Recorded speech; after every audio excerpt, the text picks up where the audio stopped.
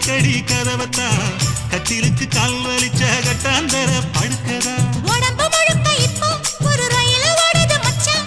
வளைச்சு நறுக்க சொல்லி வளையல் கிஞ்சது மச்சான் அடடா அல்வா துண்டு இடுப்பு போங்கிடுப்பு அழகா பத்தி கிச்சி நெருப்பு தூள் கிளப்பு